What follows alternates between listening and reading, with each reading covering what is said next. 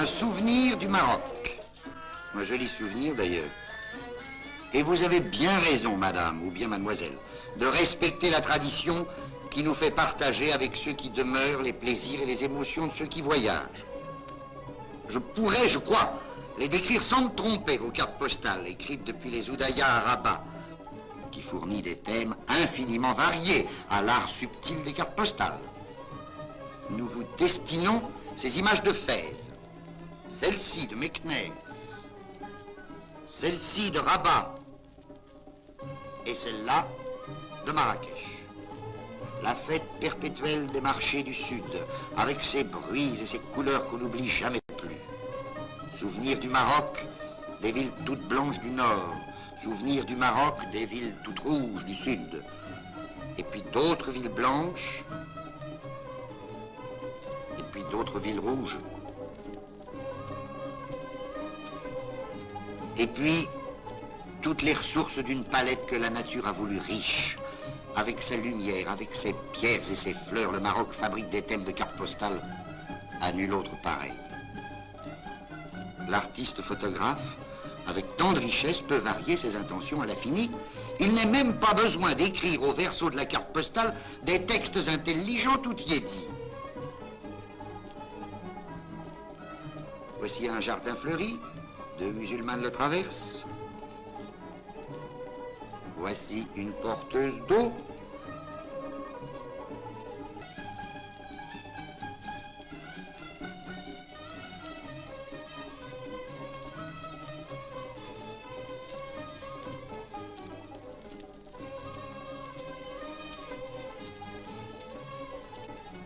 Pourtant, ce jeu auquel nous nous livrons, qui consiste à s'adresser des cartes postales à soi-même, s'arrêtera ici.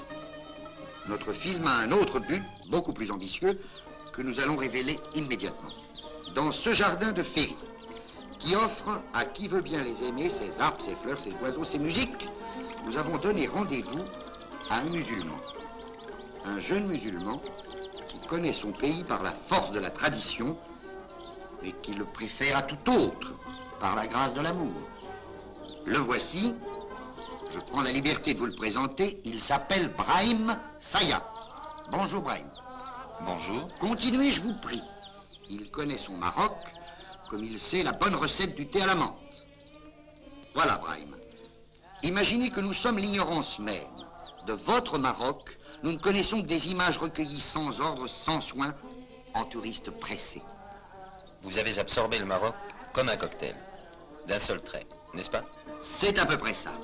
Mais nous avons envie d'apprendre tout et bien. Merci. Alors voulez-vous nous prendre par la main? Je vous promets que nous serons la docilité même. Par où faut-il commencer quand on est bien décidé à faire amitié avec le Maroc? Eh bien, nous irons tout d'abord à Volubilis. Je me demande pourquoi vous nous faites commencer la visite du Maroc par les ruines romaines. C'est un parti pris. Ah bon? Que je vous demande de me pardonner. Enfin, vous ne trouvez pas qu'on respire ici comme un air d'éternité? Sûrement, mais il s'agit d'une éternité romaine. Pour nous, il n'y a qu'une seule éternité. Nous aimons Volubilis parce que nous sommes attachés aux leçons du passé, quel qu'il soit. Nous aimons Volubilis un peu comme nous aimons Moulay Idriss, que vous apercevez là-bas, et qui entretient des relations de bon voisinage avec sa sœur romaine. Moulay Idriss, nous allons y entrer sur la pointe des pieds. Elle est notre ville sainte, notre refuge. En y entrant, nous nous sentons meilleurs, plus fraternels, mieux inspirés. Vous avez envie d'aimer le Maroc, m'avez-vous dit. Alors apprenez tout de suite que les Marocains sont des gens passionnément attachés à la foi qui inspirent toutes leurs pensées, tous leurs actes, tous leurs gestes. Notre visite s'arrêtera ici, à la porte de la mosquée de Moulay Idriss.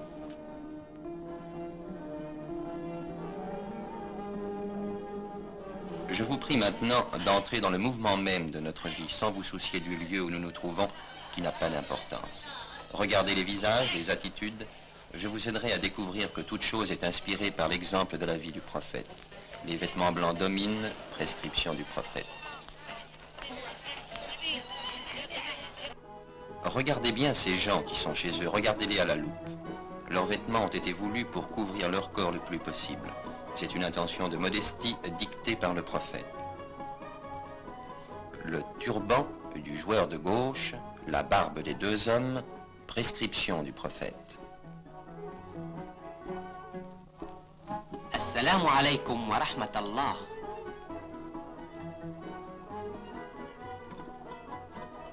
Wa alaykum assalam wa rahmatallah.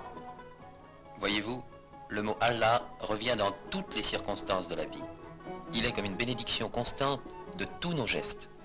Il est aussi le thème de tous nos rêves. Et sans doute déjà, vous savez combien nous avons d'amitié, de passion pour le rêve. Pour toutes les heures, Allah est en nous. Allah dont le nom est évoqué 5 fois par jour du haut des minarets. Je souhaiterais vous faire pénétrer le secret d'une prière à travers la leçon que nos enfants reçoivent dès l'âge où ils sont jugés dignes de goûter la vie. L'enseignement des chemins qui conduisent à Dieu se donne, se reçoit en commun. Je vous demande de l'entendre.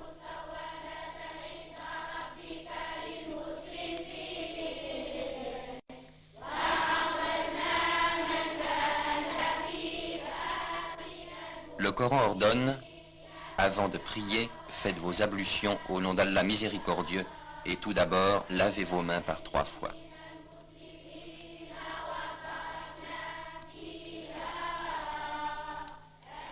Attention, prenons l'eau à 2 mains et portons-la au visage, sans toucher les cheveux.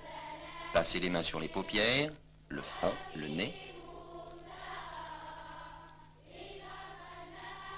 Les bras maintenant. Les doigts doivent être entrecroisés soigneusement. Portez l'eau sur la partie antérieure de la tête et ramenez-la sur le front, sur les oreilles, qui doivent être frottées entre le pouce et l'index. Le rite des ablutions se termine par le lavage des pieds, qui a lui aussi ses disciplines immuables.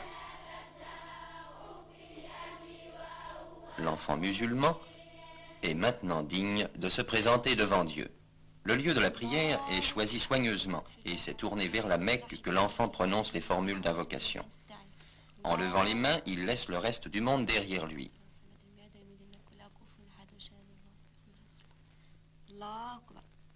Allah écoute celui qui le loue. Dieu est grand.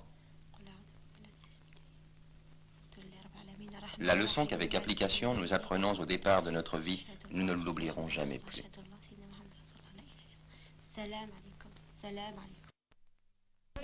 Puisque vous m'avez laissé le libre soin de guider vos pas, je vous montrerai maintenant le chemin compliqué qui conduit au souk de Fès, avec ses ruelles qui se présentent un peu comme des rébus. Chacune d'elles demande à être déchiffrée. Mon rôle n'est pas seulement de vous en vanter la couleur ni le mouvement. C'est à vous seul qu'il appartient de choisir les images qui vous plaisent et de leur donner une hiérarchie. Je vous dirai seulement, c'est ici que commence le domaine du travail dans la forme que nous aimons le mieux, pour laquelle nous nous sentons doués, l'artisanat. Mon rôle n'est pas non plus de citer les noms des métiers que nous croisons, ni de vous dire « ici commence le domaine des teinturiers dont l'habileté professionnelle est connue et appréciée de toute l'Afrique du Nord ». Je veux me contenter de vous répéter « regardez bien les hommes ».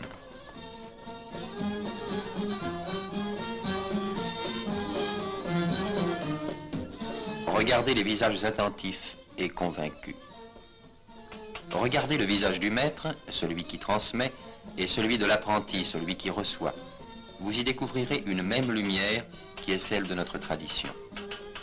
Le travail, tout comme la prière, revêt pour nous la forme et la signification d'un cérémonial. Voulez-vous vous rappeler cela quand vous irez seul promener votre curiosité au hasard des souks de Fès à la recherche de quelque objet souvenir? Votre dialogue avec l'artisan s'en trouvera plus aisé et plus confiant. Vous apprécierez à sa juste valeur votre emplette d'un jour et l'artisan gardera de votre visite un légitime sentiment de fierté.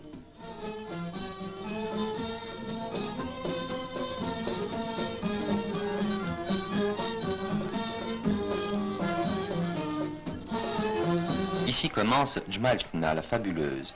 Ce lieu fameux des plaisirs du monde musulman est précédé d'une légende. Le guide le plus adroit ne vous y servirait de rien. Il n'est que de se confier à elle, à ses spectacles, à ses tumultes, à ses rires, à ses chansons, à ses danses. Jmalifna vous offre son accueil, c'est sa raison d'être. Laissez-vous aller sans but, sans programme, sans intention surtout. Et vous découvrirez sans aucune aide que le Maroc est aussi et avant tout peut-être poésie, musique, incantation.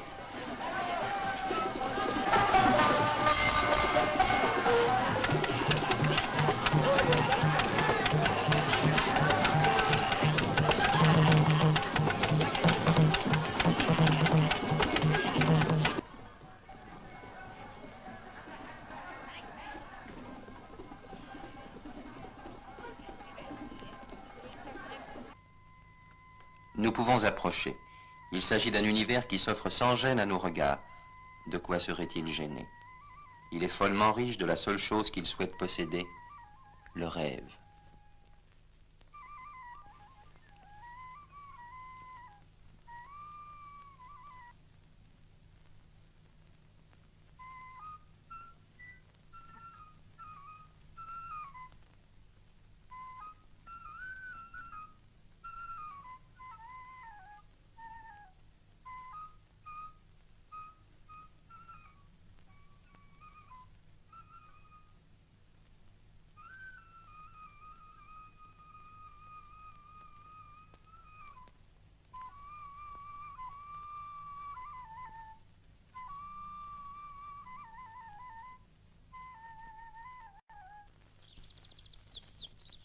Eh bien voilà, je crois que vous savez l'essentiel des secrets de notre âme et de notre cœur. Maintenant, vous n'avez plus besoin de guide. Barakallahu fi safarikum. Que Dieu inspire votre beau voyage. Allez.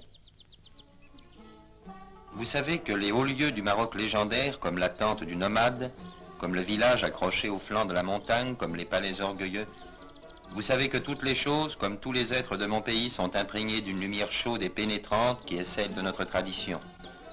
Vous savez cela maintenant, et c'est sans doute assez pour que le Maroc vous soit ami.